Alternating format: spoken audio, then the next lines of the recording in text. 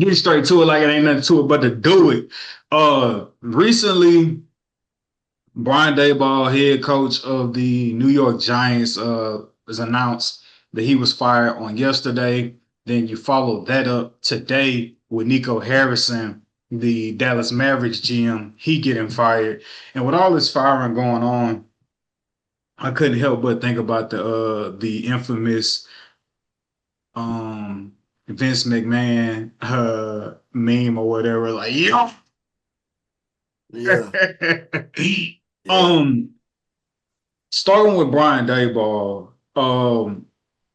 I believe that it is a crime that Joe Shane still has his job, the GM for the Giants, and Brian Dayball has been let go. I think that is an absolute crime. I think we need to start to look into what Joe Shane has on the ownership of the Giants because it is like it makes no sense why that dude still got his job. And I've never been like a big advocate for like anybody losing their job or trying to, what I'm saying, speaking on that.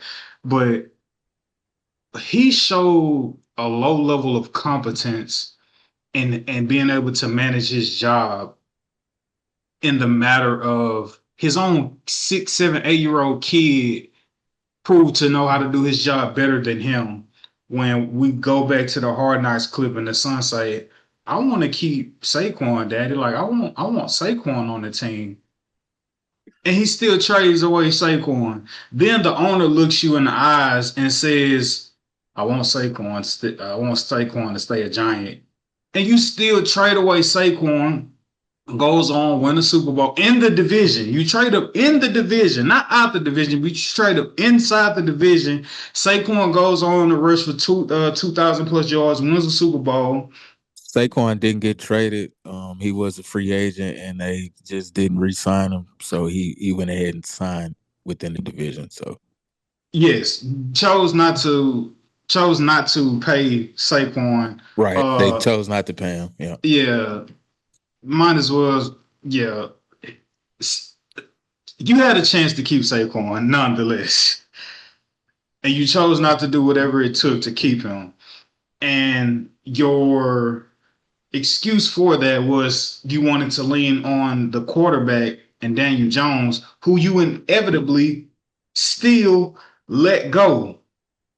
It makes no sense that, again, Joe Shane still has his job, especially when not just Saquon, but also Daniel Jones is looking like an MVP player.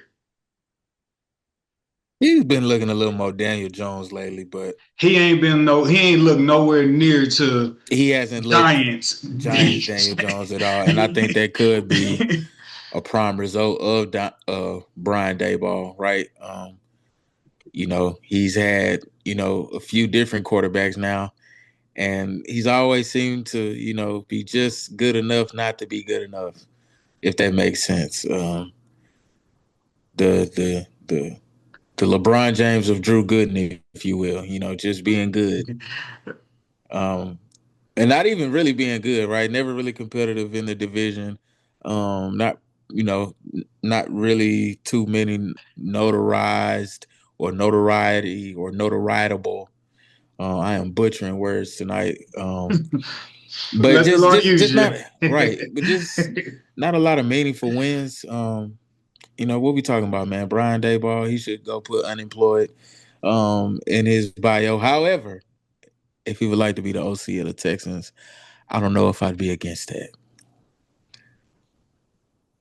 I might take that back. I don't know. Poverty begets poverty, so you want some positive stuff around the organization. But yeah, man, Brian Dayball just a figure of ineptitude, man.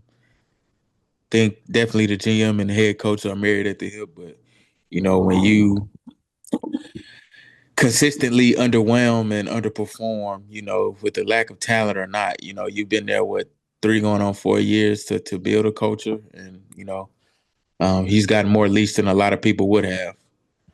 So, hey, man, good riddance.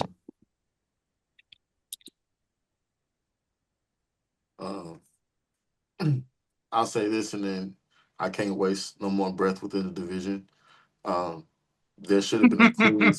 There should have been a clean sweep um, of everybody in the front office. I'll say that.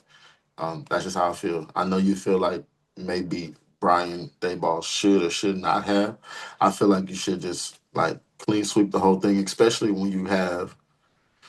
Well, then again, I think about it too because if you're giving Brian Daboll a chance with his quarterback, like why not give him the full chance? But at the same time, I just always felt like structurally they hadn't been good for a long time, even with Brian Daboll at the helm. So I just felt like, and I'm done. I'm done with that because they haven't been able to come out of division on top since '07 with Eli and them or whenever that was, however that was going on. So yeah, but anyway, that's all I gotta say about that. This is the Giants now.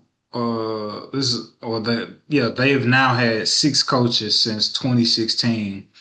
Um, and even though I'm harping on Shane, the GM, like shouldn't have a job, Brian Daboll doesn't help his situation when you've lost four games in which you had a 10 plus lead going into the fourth quarter with, and you still found a way to Yeah, lose those man. games. Especially this year alone, like you have just you've been in a lot of thrillers, and you've always been on the wrong side of those thrillers. You know, losing or Right. never finding a way to win. So offense supposed to be your specialty, and at times they have looked pretty innovative offensively. Um, I think the defense has been much to be desired. Um, but with that talent on that D line and just the overall expectations with the new rookie quarterback, some new drafted pieces and a kind of revamped O line. I just don't think it was enough, in order to constitute him still staying. So, What you was know, Jackson Dart's injury? concussion. Yeah, he's Oh, been evaluated four times this season for like potential like concussion like symptoms. sheesh. Yeah. Um, yeah, man. So it's still early, right? I know they should say like get rid of everybody.